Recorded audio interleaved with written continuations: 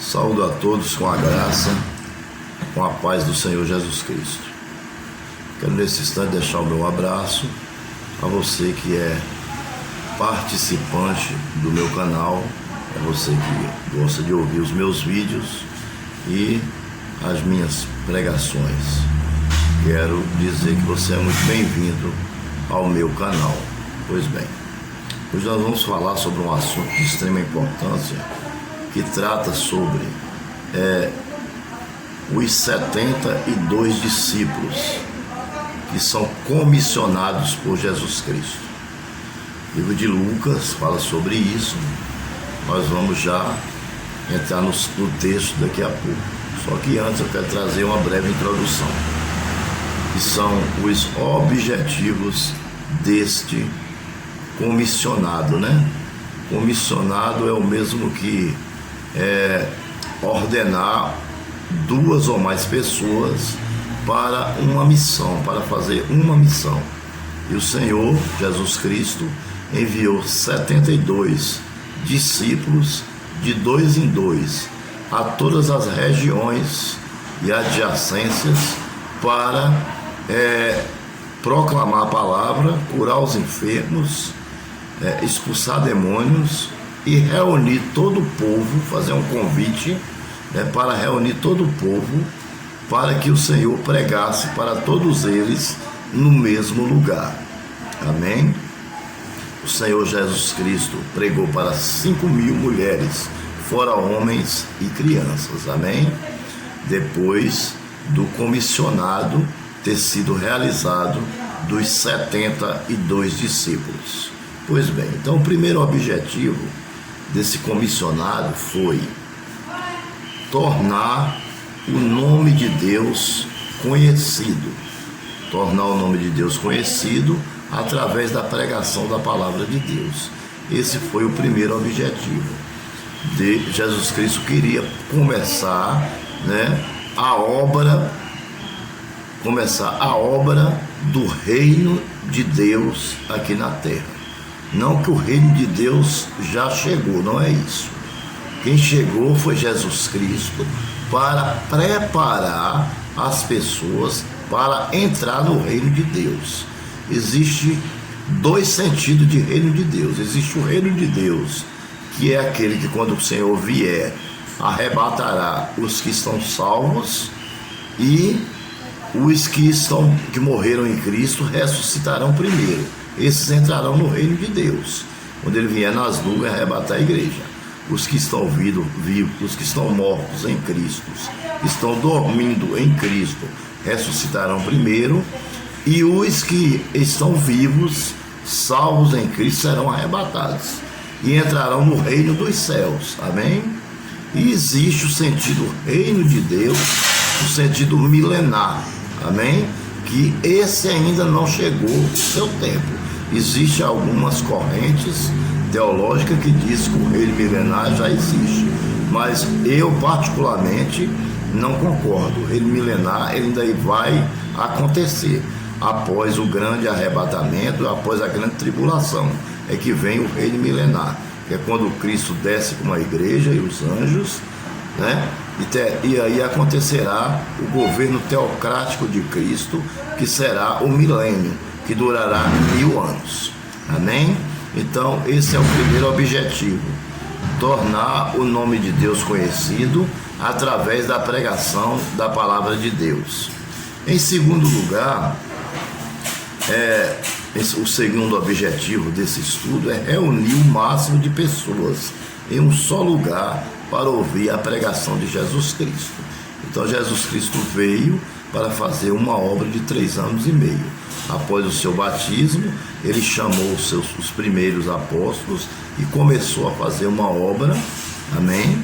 Começou a fazer uma obra, começou a pregar a palavra de Deus, começou a difundir, ou seja, tornar o nome de Deus conhecido, tornar a palavra de Deus conhecida, tornar a palavra com significado e uma exegese correta, porque a palavra estava sendo pregada corretamente apenas pelos profetas, mas os sacerdotes daquela época, que foi na época de Cristo, eles distorciam a palavra, quase todos eles distorciam a palavra. Então, Cristo queria corrigir a pregação da palavra de Deus, pregando de uma forma correta, fazer a palavra de Deus conhecida de forma correta e mostrar que o seu reino não era desse mundo e que ele não veio para guerrear com espada, mas para guerrear para guerrear com amor, com morte e com derramamento de sangue. Só assim teria condição de trazer salvação às pessoas, salvação à humanidade. Então Cristo veio para proclamar a palavra, curar enfermos, ressuscitar mortos, multiplicar pães, transformar água em vinho e depois morreria em uma cruz para salvar a humanidade. Esse foi o propósito de Deus. Amém? Em terceiro lugar, terceiro objetivo, persuadir as pessoas em relação à importância de sair das trevas e vir para a luz. O povo vivia em trevas, ou seja, o povo enxergava, mas não via as coisas de Deus, só enxergava as coisas do mundo. Desde o início, desde o pecado de Adão, aí passou por Caim, né? Aí passou pelos filhos de Caim, por Sete, né? Até chegar em Gênesis capítulo 6, que fala sobre a corrupção do gênero humano. É quando Deus destrói o mundo com dilúvio e só salva Noé e sua família. Aí vem Moisés, né? Vem as leis do Senhor e depois aí vem Jesus Cristo, né? Porque não houve como salvar a humanidade sem Jesus Cristo. Então Jesus Cristo, ele é a luz do mundo. Ele chegou e dissipou as trevas, né? Então o mundo estava em trevas e quando o Senhor Jesus Cristo nasceu, então a luz chegou na terra e dissipou as trevas, ou seja, aqueles que querem sair agora das trevas e vir para a maravilhosa luz, que é Jesus Cristo, basta receber Ele em sua vida, e aí a sua vida com certeza irá mudar. Eu não estou dizendo que vai ser um passo de mágica, que vai acontecer, de uma hora para outra você vai comprar carro, casa, vai arrumar emprego, vai ficar rico, não é isso. O que eu estou querendo dizer é que a sua vida espiritual, né? Estou falando da vida espiritual, ela vai mudar, né? Porque o Senhor Jesus Cristo vai fazer parte da sua vida e as demais coisas vos serão acrescentadas. A Bíblia diz: buscai-vos o reino do céu em primeiro lugar e a sua justiça, e as demais coisas vos serão acrescentadas. Amém? Deus não deixa os seus servos passar necessidade, não deixa os seus servos passar por nenhum problema sem uma resolução. E Deus tem a resolução para todos os problemas. Amém? Pois bem, então vamos entrar no texto, né? Que fala sobre a missão dos 72. Depois disso, o Senhor designou outros 72 e os enviou 2 a 2 adiante dele, a todas as cidades, lugares para onde ele estava prestes a ir. Então, o Senhor, o que é que o Senhor fez?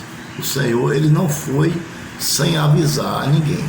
Ele enviou 72 discípulos de 2 em 2 para estar apresentando, né, o Senhor Jesus, fazendo um convite ao povo para que o povo esperassem pelo Messias, né? Pelo Messias que viria para pregar a palavra e para fazer conhecido o reino de Deus, as coisas concernentes à salvação. Então, vamos supor que o Senhor, fazer uma conjectura, que existisse só João Pessoa hoje, e que o Senhor fosse enviar 72 pessoas ao estado de João Pessoa, né? Então ele enviaria todos os municípios de João Pessoa, né? Ao norte, ao sul, ao leste, ao oeste, ao centro-oeste, né? Então, a cada lugar, a cada canto onde tivesse uma pessoa, o Senhor enviaria 2. para um lugar, 2 para o norte, 2 para o sul, 2 para o leste, 2 para o centro-oeste, e assim sucessivamente. Ele enviaria 2 para Cabedelo, 2 para o município de Santa Rita, 2 para Campina Grande, 2 para Patos, e assim ele alcançaria toda João Pessoa, todo o estado de João Pessoa, amém? Já que naquela época não tinha tecnologia, não tinha internet, não tinha telefone, né? Não tinha televisão, então não tinha como dar um aviso através de um meio de comunicação. Então precisaria enviar pessoas para dar um aviso presencial. E ele deu poder a essas pessoas para pisar em escorpiões, né? E para expulsar demônios, para curar, amém, irmãos? Porque esses seriam os sinais do Senhor Jesus. Sem esses sinais, o povo não acreditaria, pode ter certeza disso. E ali, através desses sinais e da pregação, o poder da pregação da palavra de Deus, eles conseguiram ajuntar as pessoas em um só lugar, para que o Senhor pudesse pregar a todos eles juntos. A Bíblia diz que o Senhor pregou para mais de 5.000 pessoas, 5.000 mulheres, fora homens e crianças. Versículo de número 2. E lhes disse: a colheita é grande, mas os trabalhadores são poucos. A colheita é o que? São as almas. Os trabalhadores são o que? São os obreiros, né? E a colheita era grande, era muita gente para ser salva, mas tinha poucos obreiros para pregar. Portanto, peça ao Senhor da colheita, amém?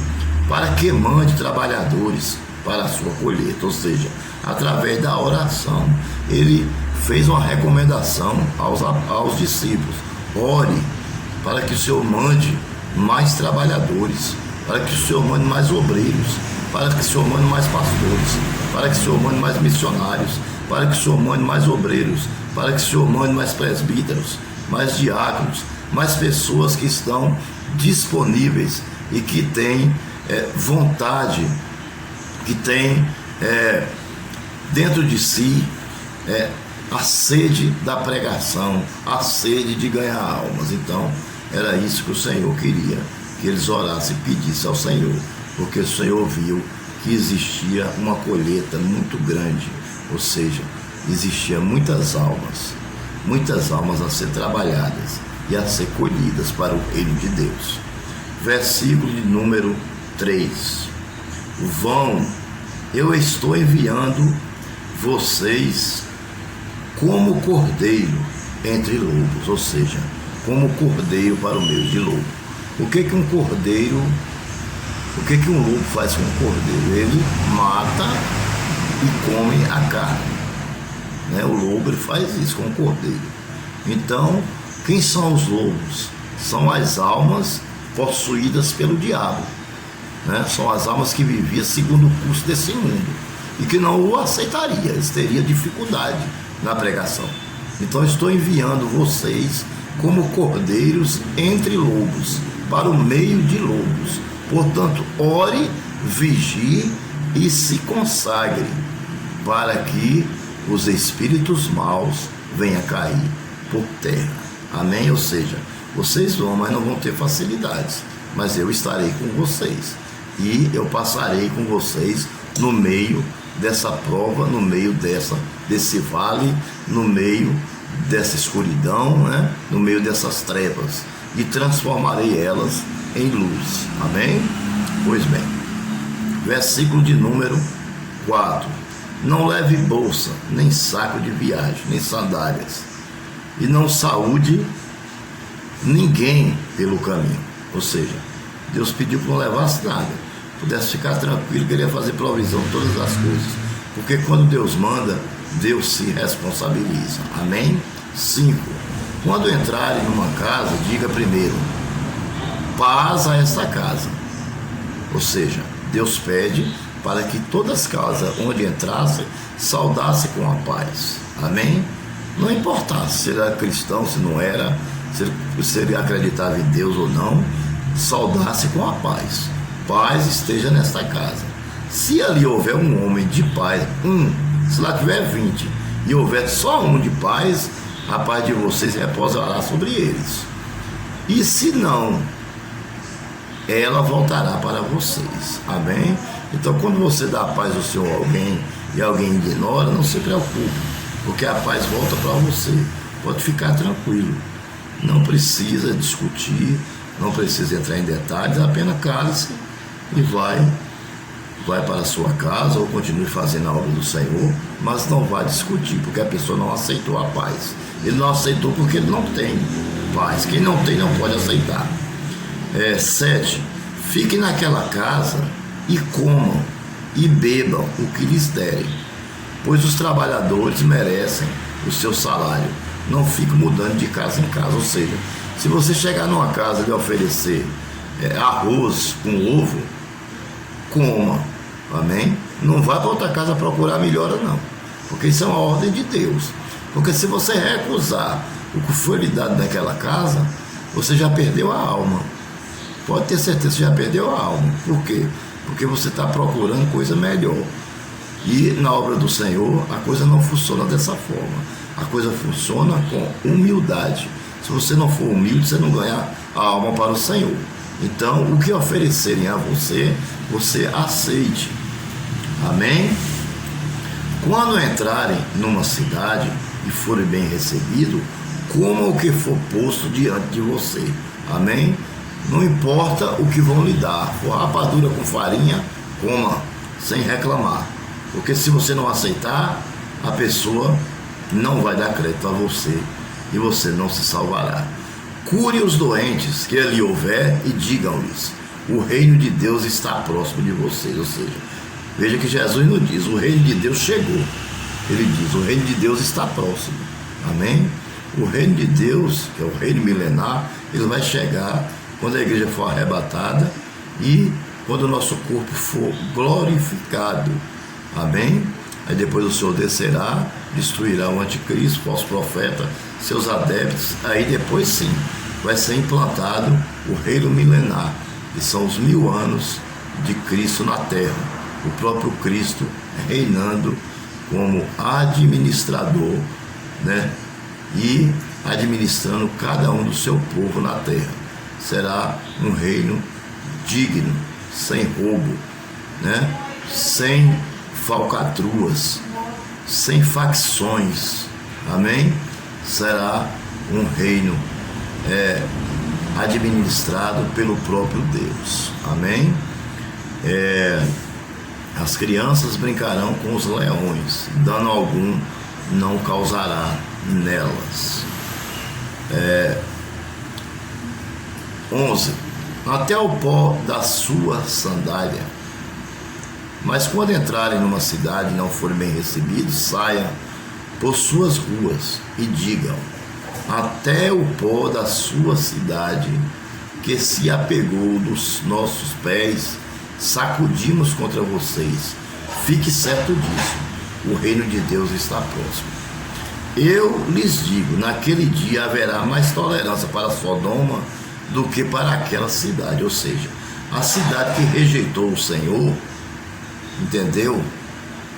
Haverá mais misericórdia para Sodoma do que para aquela cidade que rejeitou a palavra de Deus. É por isso que quando alguém chegar na sua casa para pregar a palavra de Deus, não rejeite.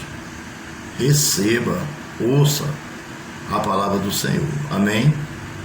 Porque você pode estar recebendo, deixando de receber anjos em sua casa.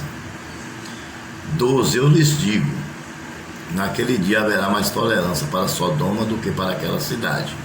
Ai de vocês, Corazim, ai de vocês, Betsaida, porque se os milagres que foram realizados entre vocês o fossem em Tiro e Sidom, há muito tempo eles se teriam arrependido, vestindo de roupa de saco e cobrindo-se de cinza, ou seja, como sinal de humildade. O Senhor veio para os seus e os seus rejeitaram, né, irmãos? Lucas 16 fala sobre isso, né? Então, muitas pessoas rejeitaram a cidade de Belém, né, onde Jesus nasceu, né?